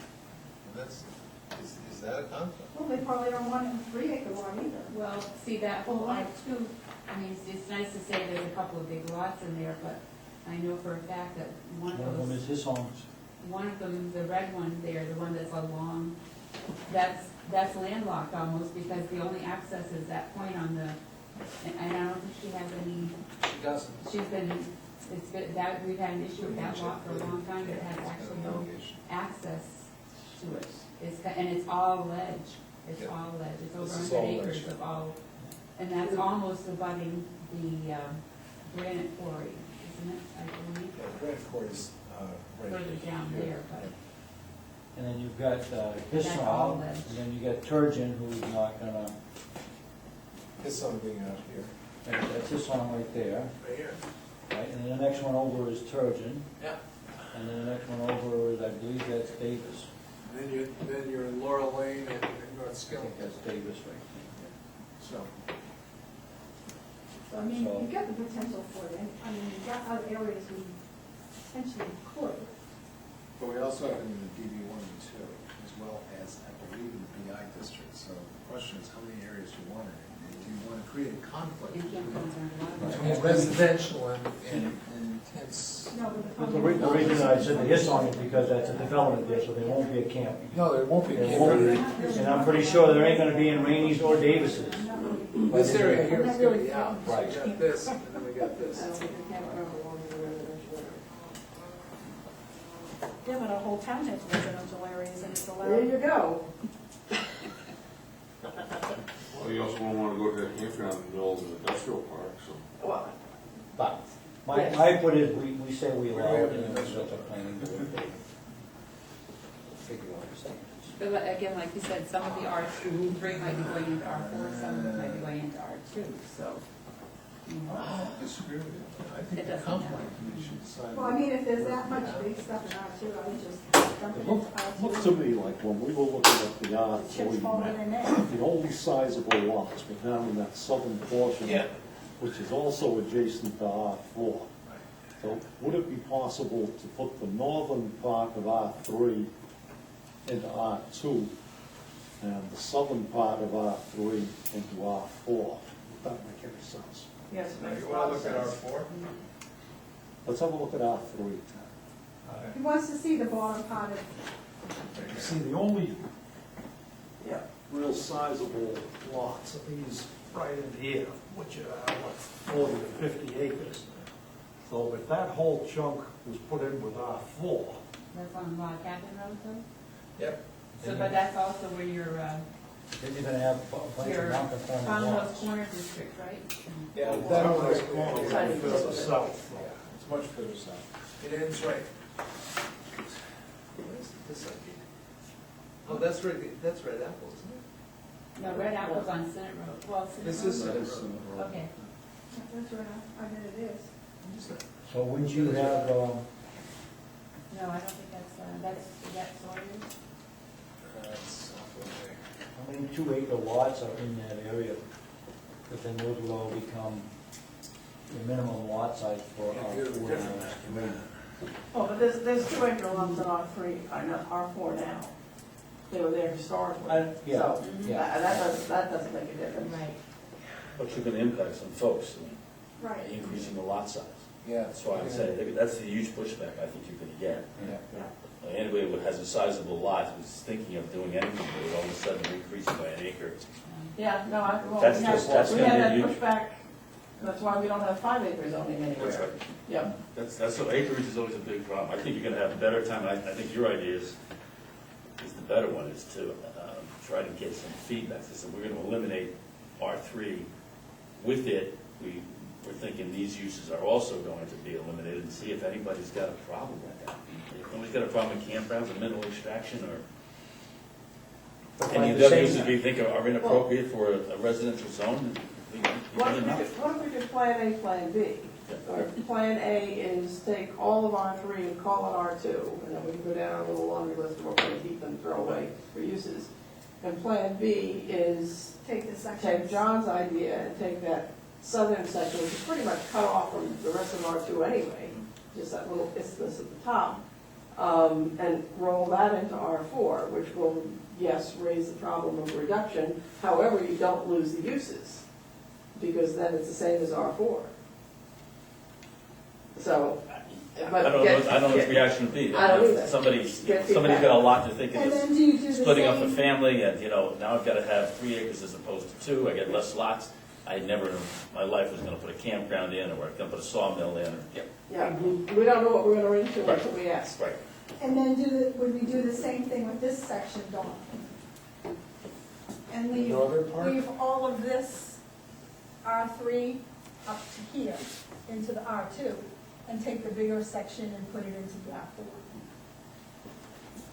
Well, part of that top section is the Gateway District, Okay? and the rest, Tad said, is wetland. Well, everything that right now is in the R3 in the Proctor Road area is, it's, none of this is in the Gateway District. None of this area is in the Gateway District. The Gateway District really is only a little pieces of this. Oh, I'm All- sorry. It's all I'm the sorry. BI, it's carved out I of the BI. had the wrong road, because I didn't see it, yes. Sorry, No problem. never mind the Gateway District. So that's all R3, and it's all wet. I can show you the map if you go. And if it's wet, it doesn't matter whether it's 2 or 3, you're not gonna build it. So then we have 3 possible scenarios. Well, that's also our mobile home park designated area. Where? Proctor Road. Yep. But does that make any sense? That's Oh, yeah. that's in the overlay district. Really? Okay. Yeah. I didn't think we had it down there. Well, I then, thought that was off Log Cabin. Yeah. We have we have three- several. We have several. Well, we already have too many. 111, we have I 111. have to ask, how many are we required to have? Sufficient to meet this, the law court's definition of reasonable accommodation. I think we already have enough built already. Unless somebody were to argue with us, I would agree. Oh, there's plenty of expansion for where on Campground Road, where it's kind of cleared it out. That's for 55. That's senior and housing, older. it's Yeah. 55 and older. That's Yeah, already they can add it if they want to do 55 and over. I'm On fine with mobile that. home. Well, yeah, that's already approved, that subdivision's been approved. Yeah. Quite a few years. But what I'm saying is, I don't think Shady that's, Oaks, 55 and over. Oh, yeah. yeah, here, why don't we start another part of town that looks nice with all the mobile homes? You offering up your own land? No, I'm just saying that as you come into Arundel on the Bedford side, that's the first thing you see. That's right. Okay, It's not- meanwhile, back in our dilemma here, that northern rectangle of R3, based on what it is and what we know about it, should that logically, if we were the ones making the decision, and we're not, but if we were, should that logically roll into R4 or R2, to which it is minimally connected assuming we roll the other piece in. There's the maps, just to give you a feel. It's not way wrong. No, it's all good. But there are some pockets. That can't be right. But that's all cattails. You know, when you come down and you take that sharp right, sharp Yeah. left, that's, it's all cattails. Anyways, that shows it. Oh, this should be colored. Sorry, missed that. Let's see, This it's colored is outside the Chicora. lines This is though. Chicora. So what? I'll send Ethan to help him next time. What? Quickly done. Still waiting for the DJ version. So, And so how big are the lots now that are up in that area? Do you have any idea? here, Yeah. let's take a look.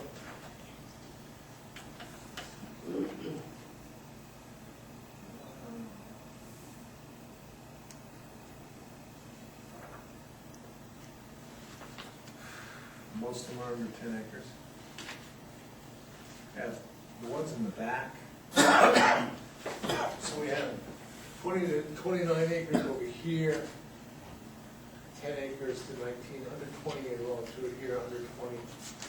So the largest ones we have are a little less than 30 acres at most. More So than, those- about more than half of that piece is big lots. Yeah. What's it look, that piece that goes into the Bedford, is that continuation, Desert Green sliver right there, or is that just a waste of time? I'm sorry, Dan, this going in here? Yeah, the 50-plus acre lot, right to the left of your finger. That right there? Yeah. That's part of this. Does it keep going? Yeah. I don't know. Honestly, So you've already got lots. I would assume it does because it's a huge parcel, but it's also part of Bedford. If you go on the listing service, they've got a lot for sale for lots out there. With access to Rolando, of course. That was nice. Good luck. There's a couple of streams in between. And this is all, you're right, this is all in this part of Kennebunk. Over here, this is all conservation area. It's both the museum and the conservation area. Round Pond area is down, actually down in this area. So it's all in our wash plate. Clay underneath. Shouldn't be left at all. So, Oh, yeah, I was looking at just above that big piece is a Parker Road.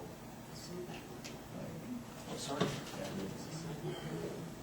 What, this piece here? Yeah, Parker Road. It's part of this. Yeah, I know. It goes over, I think it does go over. The Parker Road is right above that. Right, there's a Parker Road, and that goes into Bedford. Yeah, Yeah. it goes into, it goes also into Kennebunk. Because that's part of Kennebunk right there.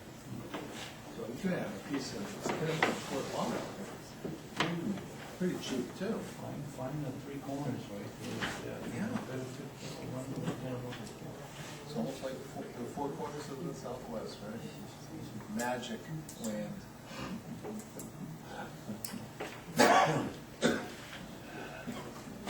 So I think we leave that alone, but I think down the R3 side, maybe that, I think that's more of a better area to make an argument to. So you want to leave it as R3 there?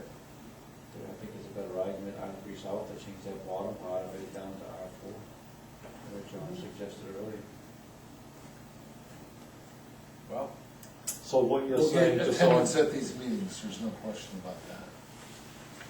Doesn't matter to me. Leave it at that. Throw the planning board to the sharks, right? Makes more sense to me since that's wetland and we have some split lots there to take that little square at the top and meld that in with R4. You've already got two pieces that touch. So just, the narrow strip that actually abuts R2 So the rest of R3 North. So take it like from here, Yeah, that yellow lot, don't split the lot, make that R4. so make that 4, Right, and then the rest of it, bring this into. Bring it to R2. 2. And then R3 South, bring it to 4. And So then, take you know, it from like this big lot, no, all of it, all of it, into 4? yeah. Yeah, wherever there's a lot line between the, where it connects that little neck. There's a yellow lot at the base of R3 North.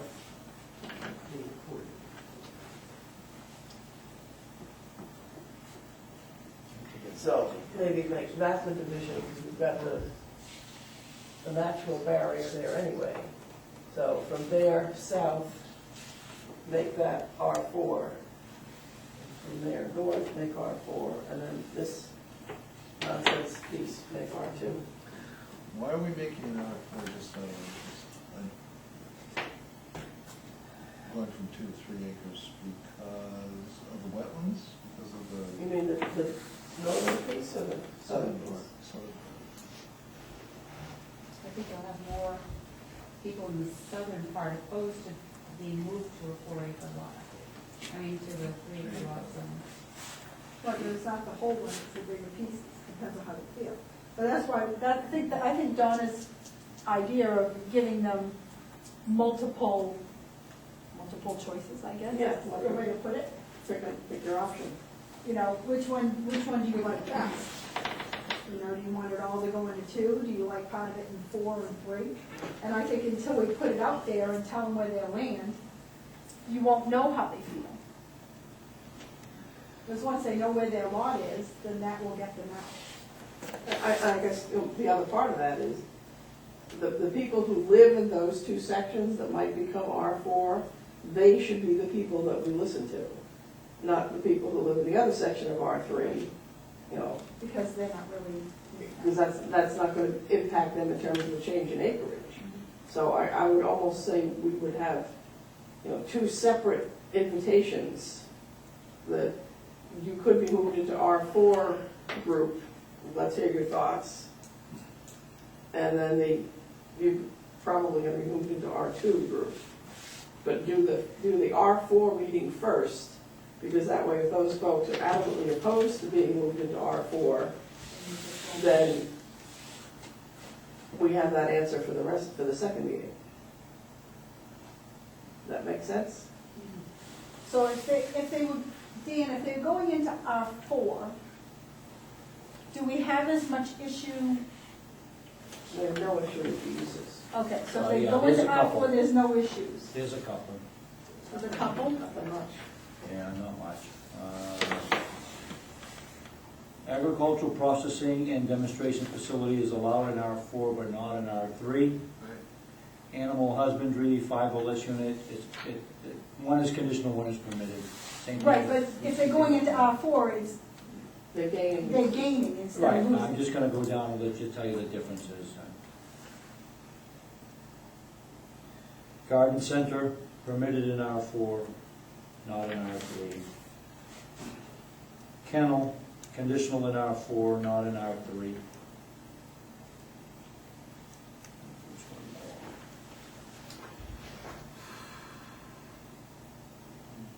Multifamily, conditional in R4, not allowed in R3.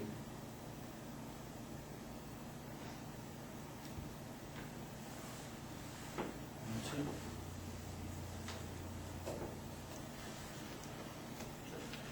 Three, 4, whatever. Yeah. And it. Yeah, and I don't know if we're gonna get too much argument by gaining options, because it's when we take something away, that's an issue. So the ones that are going from 3 to 2, They're the ones that are. those are the ones that we have to make the decisions as to what we do with this list of ones that are in 3 but not in 2. Right. But we got as far as 3 of them, we got hung up on campground. So let's skip that. How about the sawmill?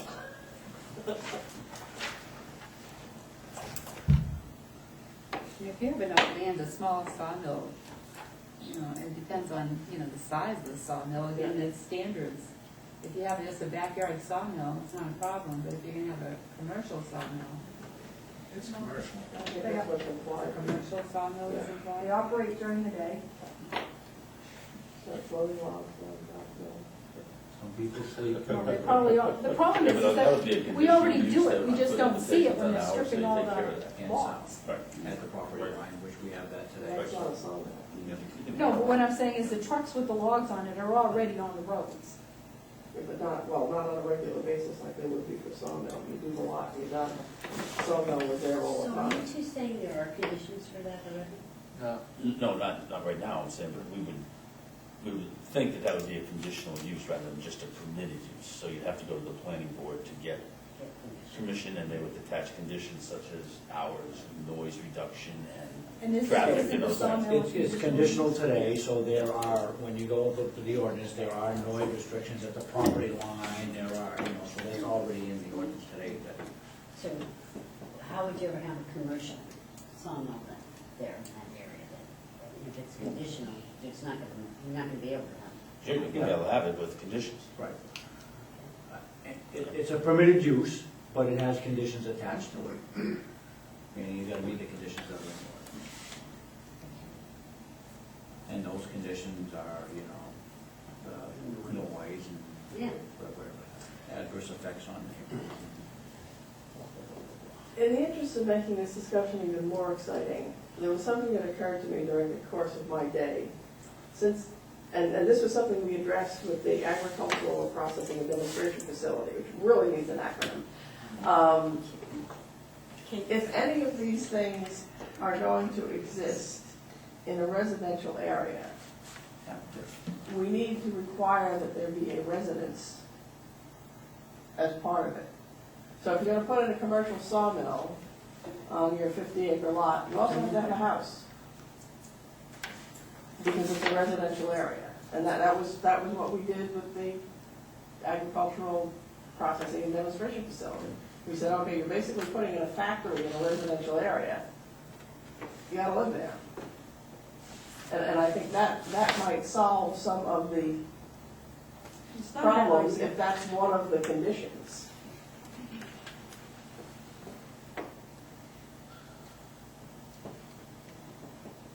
do that with mineral extraction too? Yep.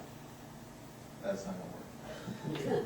Well, then you won't get no extraction. We did a job. If That means, it's not, well, then if it's you know not what that safe means? enough for you to have your house Means the on the Kimmels lot, have then got it's to not go safe live enough on for your the neighbors. sergeant gravel pit. All right. It might not be the solution for every single application, but for certain ones, Like the campground, golf course, sawmill. you know, Around you probably would anyways, right? maybe it would be an appropriate No, condition to attach. Wakefield's don't live in theirs. Huh? Wakefield's don't live on their campground. Which one is theirs? Hemlock. They live in Belford. They don't, but is there a residence there? There is a Most campgrounds residence. have a residence right Oh, it's there. owner occupied, we're talking owner occupied, because that's what the agricultural demonstration is owner occupied. Yeah. Wasn't you could rent it, it's, hey, you gotta live here, and you've gotta be one of the official, one of the, You know, the owner, principals. right, or an employee. But, you know, somebody who's taking responsibility for the fact that, you know, we're not gonna foul our own nests, that was the concept.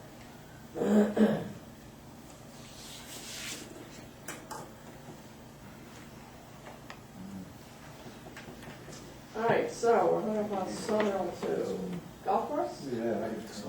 Yeah, of course.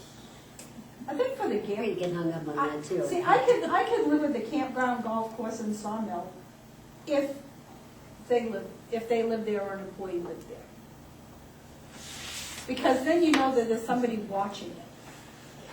That doesn't make it a compatible use with No. a Well, 2 acre the problem residence. is it's already allowed It's allowed for those that are in R3. Right, we're putting this over in R2. We're putting this in places where it's not allowed. And when we do this combination, we shift this over, we're putting it in places where it's not allowed right now. And in denser residential areas than we have right now. Right, but I also don't see people flooding into towns open piece. Yeah, But we also have. But we also big had tracts. it kicked We have out big of- tracts of land. Campgrounds kicked out of R2 fairly recently too.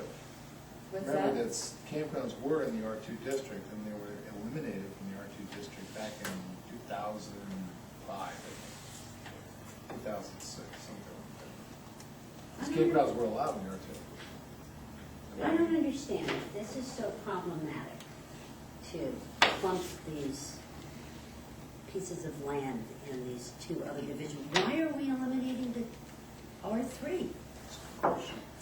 what's a good idea when we started? Because there's no significant difference between R2 and R3. It looks silly when you're walking down these uses. Right. Except for some of the uses But- were intense. I know it, everybody's saying these uses are going to be Then we ought to- problematic. Then I think we ought to find out whether in fact they are, and if, or to switch them into R4 would make them more appropriate. Or use Donna's suggestion of making them essentially You're home asking the occupations. populace to understand all this. I understand, we want to find out what they think. I know, but it, I know, Tom, but it, you know, it, we're going over this hour per hour, line per line, and now we're gonna ask people who have land to understand all these factors, because we're gonna make a change. Yeah. And the reason we're making a change is because we don't really need this other R3, and yet we're gonna take something away from people, or we're gonna give them too much. It's like, well, why don't we just leave it alone if it's not a problem? I mean, you know, why are we gonna get everybody all, Well, maybe we're not, maybe we'll have no resistance at all. We don't know until we ask. When you go down and you look at them, more than likely we will though, you know that. when you look at the uses, there are nine different, and out of the whole use table, there's 9 line items that's different. Now, some of these are very, very insignificant. Otherwise than that, the zones are identical. Zones are absolutely identical. And some of those uses are very intensive. And they probably shouldn't be in an R3 zone anyway. Exactly. Right. There Okay. might be that as Exactly. well. Right. That They might be shouldn't an be in issue. R3, they should be That some might be in an issue. R4, we have more. And that's fine, that's what I'm saying, That's shift them in R4. Okay, now that makes more sense. All right. Well, thank you. Good. Now that makes more sense. Mineral extraction is a very, Because it makes more Yeah. sense to me. I'm just saying, you know, if I was looking at this Yeah. ordinance and I was representing somebody and I was going down R2 or R3, I'd be looking and saying, who in the world drafted this? For what reason? And also, ultimately, if we get over this hump, it'll make the planning board's job easier, because they have 2 districts, R1, R2, as opposed to this third one, which is out there and never land. So, The only thing that would be again, overusing the word problematic maybe, but in R4 is that you need more land. You mentioned that in the beginning. Now I've got, you have 3 acres instead of 2 acres to build something, and that's gonna cause some ruffling of feathers. right. If you take Okay. people with now 2 acres, And put them in one R4. in R4, and, you know, we haven't got to the issue, but I don't want to call it an R4, it's a 4. Yes. I agree with that. Well, it's a 3-acre zone, but I think we ought to talk about that at some point. But, Yeah. Mhm. Renaming.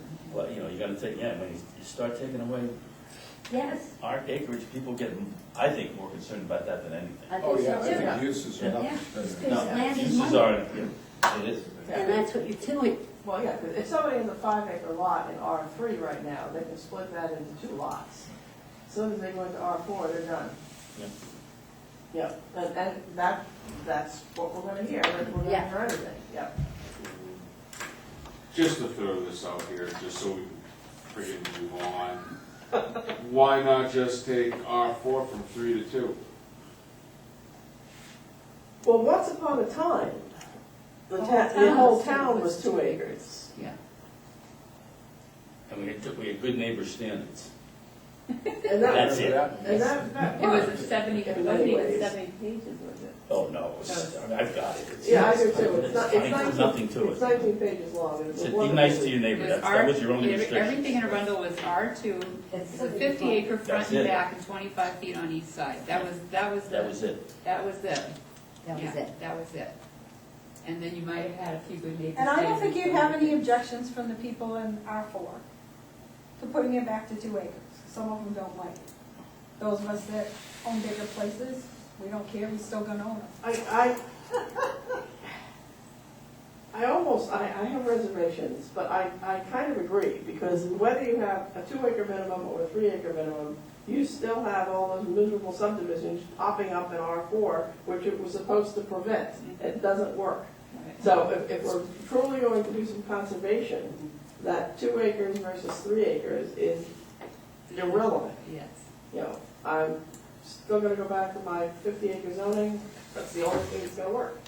And I agree with you, if your intent is rural conservation, you're gonna have to go to large lots with incentives to do clustering and open space preservation. That's the only way it's gonna work.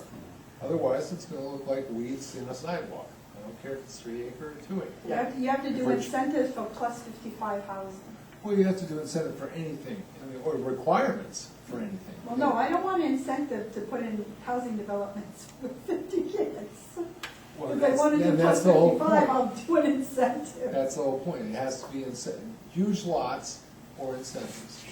So, you can have 10 acre lots. Auburn, quite frankly, Auburn has 10 acre lots in their agricultural zone. But that's the It's problem. worse. It's a wonderful idea, but it will never pass in this Oh, town. So, you know, there's no point. there will be a bloodbath, yeah. It won't even be a bloodbath, it'll just be, you know, an immediate ceasefire, because we know it's not gonna pass. And no one will go to the meetings because everybody will already know that they're going to vote no. So, but reducing it and just say, we have R1 and we have everything else. They're accomplishing what you want to accomplish. Because that's the only problem with that is I'm gonna have to go back to the data collection, because your data collection all points towards rural conservation districts. So we're gonna have to go in and modify that, Except by because our changing the results lot don't follow sizes. our data. But when you change the lot sizes, all you did was eat up the conservation areas, because now they're all subdivisions, because that's where everybody moved. They didn't go where you wanted them. Actually, I got a lot of subdivisions over on this side of the turnpike. In fact, I'm running out of land on this side of the Now, I have a lot of them down my road. I mean, Thompson Road is like the subdivision central. We have several, but we haven't had any in the last, 8 years? See how that solved the problem? Yeah. I don't know where to go with Well, that. do you want to go with R4 right now? I mean, that's a whole kettle of. Yeah, kettle of no, fish. we're not, I don't think we're prepared for that at this moment. Do you read this right now as in the R2 zone as accommodating some of these uses that we've been talking about? No, No, we're gonna change the language here if you're gonna allow those uses.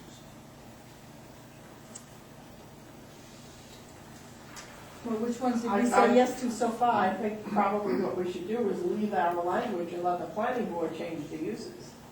I don't, Well, all we're saying is non-residential uses. Non-residential uses include community government uses, non-residential recreational, home occupation business, that's it. There's lists on here That's that what don't it's- meet that. That's what it said in the original plan. We didn't change that. If anything, we That's- expanded it. Yeah, I'm not sure how you can do that. The planning board list of uses has not been in compliance with the comp plan for quite a while. Should kind of repair that if we got a chance right now, shouldn't we? It depends. Do we want to repair it or we want to make the planning board come in line? Well, right now, I mean, if that's the language, I mean, you can start crossing off a whole bunch of uses here. That's correct. No? I don't know. I'm not sure I want to head in that direction. Well, the problem with crossing off a whole bunch of uses, and that's, and I don't know which ones you would cross off, which ones you wouldn't, I'm not looking at them. But we also have to be cautious, because in areas where certain things have been allowed forever, whether they built them or not, the use was there. And anytime someone thinks that you're taking a use away from them, it's not quite as bad as taking acreage away from them or adding acreage, I guess it depends on how you look at it. To them, it's still, they're losing something, and they don't like it. I think baby steps. if that's the case, I think we ought to just leave R3 as R3. That's it. Avoid the whole problem. I don't see that it's hurting us that much as an R3 zone. If this is gonna take 10 more meetings and with townspeople and have them fighting about whether to go into R3 or R4, rather But than have. whether it's R2 or R3 doesn't matter, I don't think.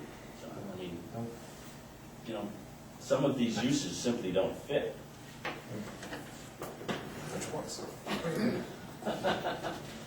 Well, Let's private list them campsites, off. Well, Forest management activities. What? Nuclear rod production. Where do we see that? Oh, yeah. Fire prevention activities? Yeah. Killing? What, Tom, let me explain that one. Okay, let me explain those. Daycare home? Yeah, daycare home, that's not, but let's go to these conservation things.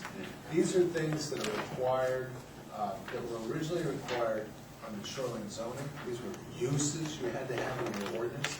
And because we have this table form instead of this, or this Yeah. district-based form, they had to be on the chart. And you're not going to say, well, you can't do fire protection activities in the R3 district, otherwise somebody cuts a fire road, you know. it's not What would permitted. it, I would just put in shoreline. Because it would have been meant that you couldn't do it in the other district. Right. Well, so you can't do wildlife preservation in the R1, 2, 3, 4 district? We don't want to be in that situation. I'm not sure, I'm just saying maybe we ought to just, Don't worry about, I guess what I'm saying is don't worry about those things because they're going to fly up, oh, okay? They're going to be only in the shoreline zoning district, okay? So that kind of junk, don't worry about that. There isn't even a definition for No, there isn't. fire prevention. No, there isn't. Not allowed. No. Remember that chapter 1,000 that we had to read quickly because we were behind? Tad, would it make sense for us to look at your list at this point? But that's nothing more than this. Well, it's a little easier to follow, I guess. Well, you don't get, your eyes don't cross as much. Mine do on this. I hate those charts. Well, you know, the table is just, is good for when you're looking at the differences between. One to the next, yeah.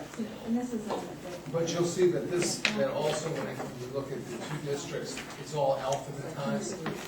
So you can label one next to the other. I'm a table guy, I like tables. That's why. That's why. Appraisers like this. Engineers.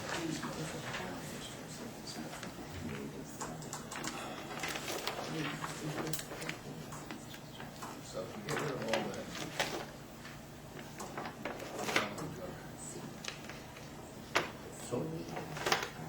So where are we? What are we gonna do about that? We kinda jumped over to R4, but I think this is one of those rare times when the best thing to do is leave town. Let them get another committee. This isn't that hard. Well, no, No, it isn't that hard. the problem is that we've managed to assemble a group of thinkers here, and that's always dangerous. Because we're raising issues that are gonna come up eventually, we know this. We need to come up with better answers. We certainly have good questions. Let's back up just a minute. Okay. We were trying to solve the dilemma of what to do with R3. Let's stick with that and come to a conclusion. And then if we need to go back and look at some uses and what to do with those, we can.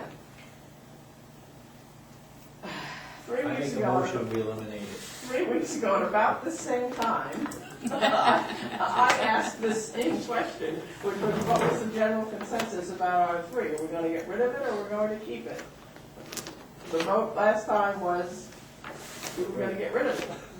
How do we feel about it now that we've looked at some of the problems? You got a motion on the floor, Madam Chairman. Yes, I heard that. Of course, there's no second. I'll second. Okay. Whoa! There we are. Okay, we have a motion to keep 6R3. Combine it with R, the intent is the deep, combine it with R2. I would entertain some discussion about combining R3 and R2. I still like the idea of giving an option of going into 4 or 2. Because for some of those areas, they may feel more compatible with 4, and they do it too. I think that, Not the whole thing, the 2 little sections, putting them in 4 instead of putting them in 2. I think giving them a choice is very nice in theory, but That could be dangerous. trying to get everybody together and say, okay, you know, who wants to go where? We can't even come up with that. Well, all right, if you have 4 people show up from that area and they all say they want to go in 2, you just say, okay, the 4 people that showed up want to put them in 2. But then you'll hear about it when it actually comes time for this thing to go to a vote, because everybody else will show up and say, well, Christ, we didn't hear about the meeting. Unfortunately, that's This is the the case with voice of experience here. that's We've gonna gone through this with Townhouse Corner. That would be the case with anything that we recommend. You know, you always run that risk that the people who were non-participants industriously for months suddenly will show up and vote whatever they are thinking at the time, so. I think we can make the argument that R2 and R3 are just so close together today. I mean, in essence, they're identical. With the exception of these 9 uses, and some of these are so minimal, they don't, so, you know, you probably got maybe 3 or 4 uses that might bring up some discussion. And maybe not, Huh? and maybe not. And maybe not, but I mean, you know, when I look at mineral extraction, right, I mean, to me, that should only be in the R4 district. We don't have any today in R3, right? So if we don't have any today in R3, Probably Take it out. not gonna be. Yeah. put it in R4. And if somebody down the road finds a nice piece of land and they want, then they can go through the process to try to get it as a conditional or permitted, conditional use in that zone. You know, there's a process to do that. So we let them go ahead and do that. Well, why don't you make R2, I would say, then why don't it be R2? If it's gonna be R2, then make the R2 uses prevail. That's it. Well, then you screw up the animal husbandry thing, and I think that. Well, no, because we've accounted for that. Oh, that's correct, yes, yeah, yeah. Just make it all R2 Yeah. uses. I agree with that. I think we're trying to accommodate everyone under every possible circumstance, and that won't work. And we're losing sight of the fact that R1 and R2 are fairly densely populated residential areas. There are large parcels for which we have made some accommodations already in the language with regards to animal husbandry and that other list which I refuse to read again. Yeah. And we're looking at the rural overlay zone. Which is basically, that's the ticket. So I think I think what we are presenting is a reasonable change. If the townspeople don't feel that way, they will vote it down, and we will be back here again, coming up with a different reasonable change. Or if they've lost a use and they all feel strongly about it, then We're gonna just set The a uses public are hearing. so minimal. You keep saying that the uses are so minimal without having real knowledge of it, so why not give it a chance? You know, let's just go with it. So can I amend my motion a little bit, Madam Chair? Sure. I would like, we'll take the R3 and we'll go to R2 and we'll revert all the R2 uses that are in R, we'll carry those uses in R2. So whatever is in R3 won't be, we'll stick with all the uses in R2. Do we have a second on the amended motion? I'll second it. Okay. Any further discussion on the amended motion? All those in favor of the amended motion?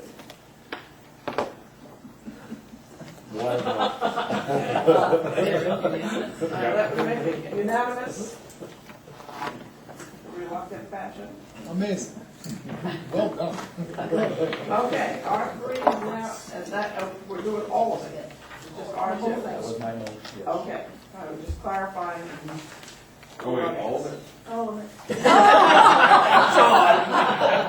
That was the motion. Okay. So,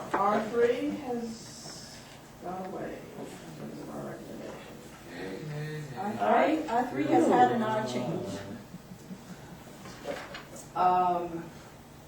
Cool. What gets funnier as we approach 9 o'clock.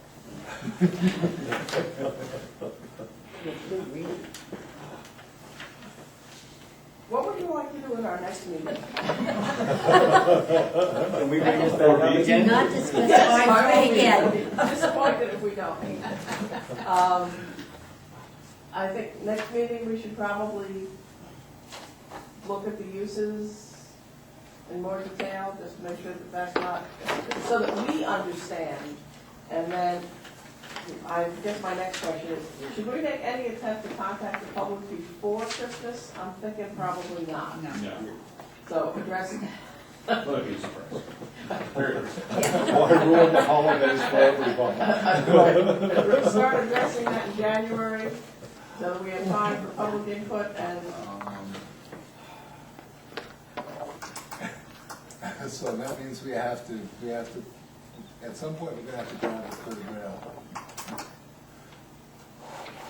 which is R4. yeah, well, that's not a problem. I'd be of the opinion that we at least attempt, we could have more, but we at least attempt to get some public input before Christmas.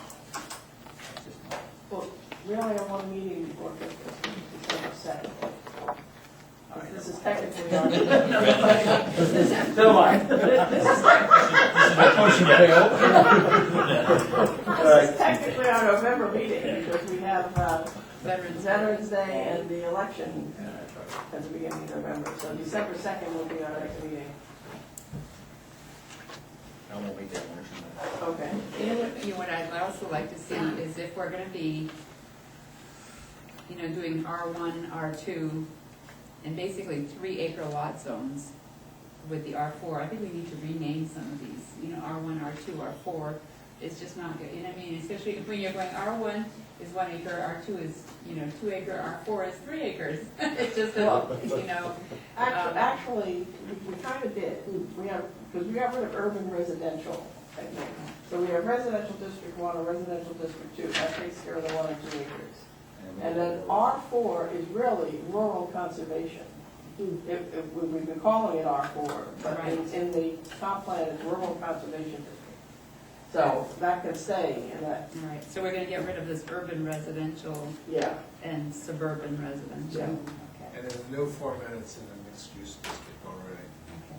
There's a What? section, the R4, where Okay. it's gonna be. And actually, in the format, which I take the current ordinance and putting in the new format, I've got a mixed-use district there, as Okay. opposed to the residential. Along with my favorite, the natural resource conservation district, Natural. which I'd like to see that go by. Oh, the 111. No, that's the overlay district. The corridor protection overlay. Yeah, that's it. No, the natural The resource. overregulated district is what it should be called. Well, we changed the language on the natural resource district the last time. And we generalized it so it could apply to any place in town that it was appropriate. Right, so we have to determine where it's appropriate. Oh, we should have fun with that too. No, Can't wait. Okay. because I'm kind of eliminating we're doing some wetlands mapping right now, and in the biggest location where it is right now is Nico Bye-Bye. In terms of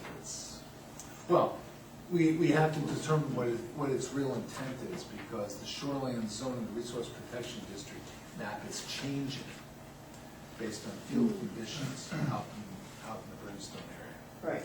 so. But that was why we took that language out. So it doesn't apply there unless it needs to. But it doesn't in the comp plan. Good question. Okay, all right, well, I'll put something together for that at some point when you're ready to take that action. Okay. Okay. So, To what we do next, Because we don't have it mapped, really. We don't have it mapped, we don't really have an idea of what we really want to do with it. next meeting, we're gonna beat the uses to death for R1 and R2. Oh, we already done that? In terms of, well, Do you want us to go through this so that the planning board has clear recommendations, or we're just gonna go with this language? We can worry about it later? I mean, it seems to me we have to have something in mind if we're gonna meet with the people in the, come for our meeting. I think we need to go through it. I So, think we they need say, to be on the same what's Well, we didn't do that with allowed? the business districts. Didn't go through every single use in the business district. Well, I know, and that went well. Yeah. Planning board got to hang alone on That's why they get paid the big. that. True, they do get paid. But I'm gonna go back to what happened initially, when we worked together with the planning board to make some of the changes, It worked. that is when it went the best. Because we had the joint meetings, we went through those uses, and we got it done. Versus them trying to guess what those of us that worked on the comp plan intended. I mean, it doesn't mean they have to agree with everything, because we did have some pretty good debates. But I think in the long run, I think if you give them, this is what we see there, this is what we see fitting, and then let the chips fall where they may. That way, when you go to a meeting, you've done it together, or kind of together. So that, it sounds like you just said it's workshop time. for the Yes, planning board. right, maybe that's a good point. Yeah, Yeah, I mean, just we talked about it, and we really haven't done it yet. If the planning board has sufficient opportunity to have a joint meeting with us, because of things they need to get done. They only have one district left to do, and that's the Route 111 district, they're done. With Townhouse Corner and Gateway. They passed Gateway last planning board meeting, Yeah. so. And just so the rest of you know, I have been, except for the very last meeting, I have been going to the planning board meetings, so as they have had questions that needed clarification, I've done my best to do that, so that they know what we talked about. That seems to have helped. But I think maybe for this, the joint meeting is the way to go. We promised them we would. But We're way ahead of them right now on I know, that's And if why I we're up was, to it and they well, can make it hesitant on the about it. second, that'd be nice. well, we're gonna go to them, or are they going to come to us? So come you. Okay. Well, unless we wanna go to them, I mean. I'd say well, probably we have- easier for us to go to them because I don't they mind get going to prices. them, because I go there anyway, so I go to all the meetings anyways. Yeah, I mean, you could go to them, but what do they have? They have, the next meeting, they're gonna have, application. They'll have one, maybe, I don't know if Amy's ready to come in. They'll have one application, which is gonna be a renewal of a gravel pit. It's So gonna that's sail pretty quickly. second Thursday in November, so that would be the 13th. I will defer to your calendar. Yes, When's it? 13th. 13th. Second Thursday, yep, 13th. They don't meet on they only do one meeting in November and December. The summer. What do you mean, you know they only do one meeting in November and December? So In November, fact, you called for one meeting. Let's see, I'm a little confused, if they only do one meeting and they get other applications in, then that's gonna make for an awful Okay, thanks. long meeting. Bang him out. Tad, is that one application that they're gonna have to review the limit of their obligation that day, or is there more that might come in? No, because the next thing that, no, to my, well, I won't know till, 2 weeks. What is that? It's 13th is in, what, 1 week, 2 weeks from now? I'll know Friday, it's Friday. That's the closing date for any new applications. Okay, so if there's any change, you will let me know, so I'll I let can let you the know what committee it know that was, we'll you know. postpone to December. Yep, you can do 'Cause that. I mean, I don't want all of us to show up and then sit there for an hour while, I don't think you will. The reason why I'm recommending this one is because this application is pretty complete. It's a renewal of an existing gravel pit, and frankly speaking, I think I should go pretty it quick. should go fairly quickly. With some questions, we're doing the sidewalk this Saturday, hopefully. And, this is, it's gonna snow really. We're in this. Great, great for tracking. No, Saturday. Yeah, Saturday. Saturday's gonna be on. Yeah, make sure the way they glaze on. So, yeah, assuming Amy doesn't come in with her application, I think it's a perfect time, because the next time, in December, will be in the public hearing. And the approval process, and that takes, massive reading of large 7-page documents. So let's see if Signing. we can't do it on the 13th. And then that would pay, put our next meeting date for the 2nd of December, and as soon as things go over the planning board, then we should probably come up with a strategy and a time frame for inviting folks from R3 in and start looking at R4. Really massive mailing, huh? Yeah. But she's suffering from selective deficit. Oh, that's right. Why? We'll get, Let's talk about massive mailings to R3 people. I'll get in. After elections, I can deal with Yeah, I was it. gonna say, she's going to. Oh, I don't even wanna, I wouldn't even envy you right now. The next couple of days or something. All right, so I will let you know, Madam Chairman, and you will, but tentatively, we'll say for the 13th? Tentatively the 13th. Tell the and chairman of the planning board. Next week, I'll email everybody and confirm or Okay. deny.